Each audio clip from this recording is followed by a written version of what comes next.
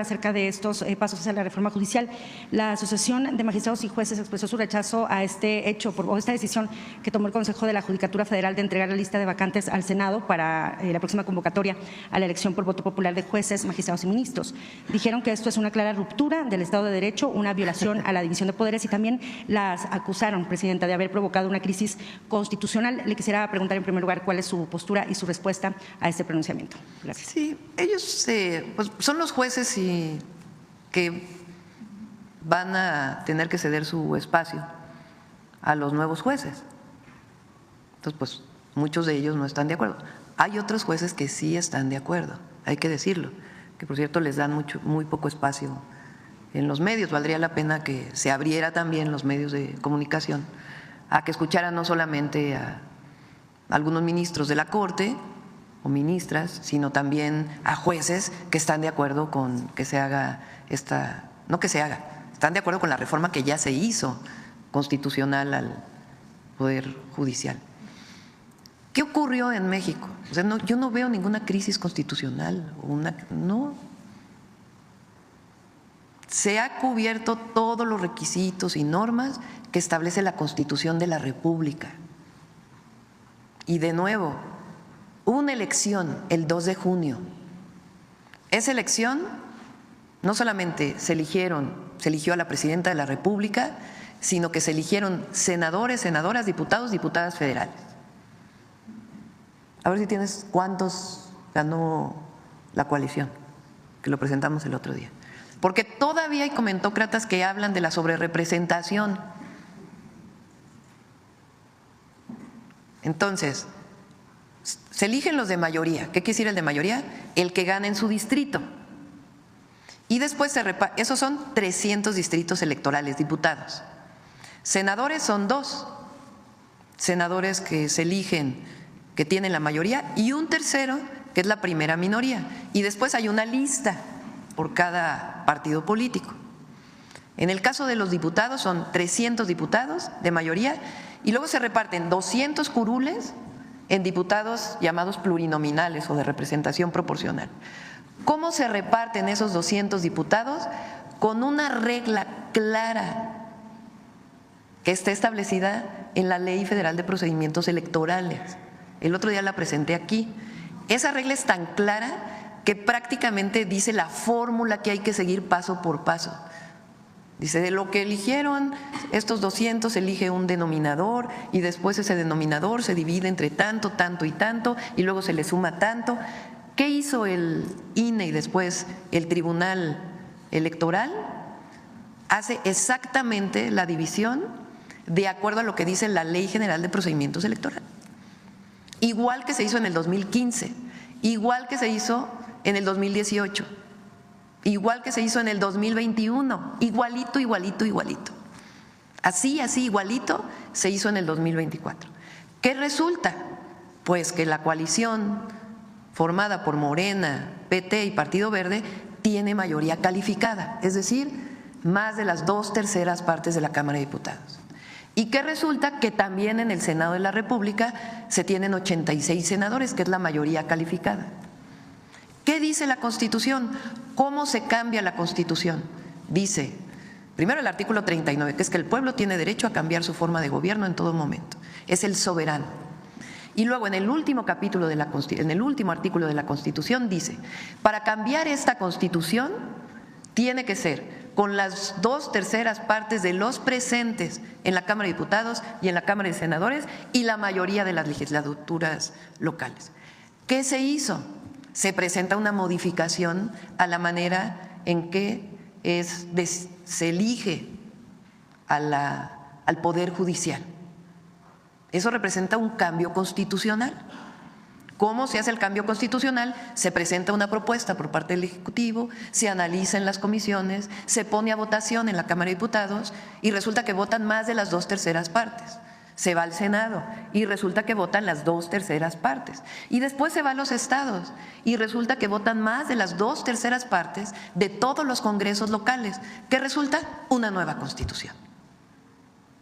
Entonces, quien defiende sus propios privilegios ha presentado amparos, pero resulta que el amparo no es para un asunto constitucional. es o para leyes secundarias o para un acto que comete una autoridad. Entonces, ¿dónde está la crisis constitucional? En ningún lado. ¿Quién decidió? Con base en la Constitución, con base en las reglas que se aplicaron en el 2012,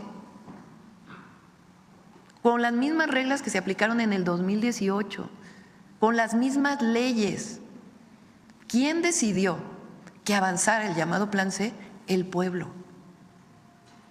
Por eso, 8 ministros de la Suprema Corte no pueden detener este cambio constitucional que ha seguido paso por paso todas las reglas establecidas en nuestras leyes y en nuestra Constitución. ¿Va a ser benéfico para México esto? Sí, porque tenemos un poder judicial con mucha corrupción. La propia presidenta de la Suprema Corte de Justicia aceptó que hay 46% de nepotismo en el informe que presentó. Imagínense, eso quiere decir que la manera en que se distribuyen los puestos en el Poder Judicial es por el hermano, por el primo, por el hijo, por el nieto. ¿Cómo podemos romper ese esquema? Pues que venga de abajo. ¿Serán buenos los jueces? Claro que sí, porque hay un mecanismo que permite que se abra una convocatoria abierta. ¿Qué tienen que cumplir esos jueces? Pues que hayan sacado 8 de promedio en su licenciatura, 9 de promedio en la materia que va a ser su ámbito en el que quieren ser electos. ¿Qué más? Que hagan un ensayo que diga ¿por qué quiero ser juez? ¿Qué más? Cartas de recomendación. Se burlaban porque decían porque un vecino puede tener… El que más se entera si es corrupto, el de al lado, es el vecino, porque empieza a crecer su casa, porque tiene 7 coches, porque… La probidad tiene que ver también con un juez, con un magistrado, con un ministro y otras cartas de recomendación. Ya que viene eso, entonces se abre una convocatoria, se inscriben 3,000, supongamos. De esos 3,000 que se inscriben, pues entonces hay un comité en el Ejecutivo, un comité en el Legislativo y un comité en el Judicial. ¿Quién nombra ese comité? Nos va a tocar en el Ejecutivo nombrarlo a nosotros. ¿A quién vamos a poner en ese comité? Pues abogados de buen prestigio, que tengan reconocimiento también por su probidad y también que representen los intereses del pueblo y de la nación. Ellos, permíteme que termine porque sí, es importante que se… Entonces, se hace entonces, primero se va a revisar, ¿cumple o no cumple? Que presentó su título y su título de maestría, pues primero hay que revisar si sí son válidos esos títulos, que si sacaron las calificaciones, pues hay que revisarlo, se revisan las cartas, a partir de ahí se hace una primera selección. Después de esa selección, este comité puede entrevistarlos. A ver, te voy a entrevistar. ¿Por qué quieres ser juez? ¿Qué sabes de la materia penal? Y de ahí pues se selecciona otro grupo. Supónganse que de un magistrado, de un ministro, salen 6 finalistas. De esos 6 finalistas se hace una tómbola para que sean 3 los que se vayan a la elección. ¿De dónde dicen que Morena va a poner a sus jueces? No, lo que pasa ahora es que es una corruptela tremenda. Entonces, al venir de abajo de un proceso distinto, pues obviamente vamos a tener un mejor poder judicial. Ahora, llevan casi 3 meses en paro, cobrando. ¿Cómo? ¿Dónde está el acceso a la justicia que tanto defiende? Entonces, por eso digo, no hay crisis constitucional. Y los 8 ministros que están en contra, ministras, no tienen atribuciones para parar una reforma constitucional. Ya lo dijo el propio Diego Valadez, que no es precisamente una persona que haya hablado a favor de esta reforma o que digan que es de el movimiento del que provenimos nosotros. Entonces, la reforma judicial al Poder Judicial va. Y el Consejo de la Judicatura hizo lo que dice la Constitución. La Constitución mandata al Consejo de la Judicatura para enviar las vacantes, el número de jueces, magistrados y ministros, o magistrados y jueces. Es un mandato constitucional ¿De dónde están faltando los 4 que votaron a favor de enviar esta lista? ¿Actuando en contra de qué? Si es un mandato de la Constitución que viene de este proceso de elección. ¿Considera entonces que el Consejo de la Judicatura no desacató entonces suspensiones judiciales? No, porque es un mandato constitucional. Ellos saben que por encima de la Carta Magna no hay nada.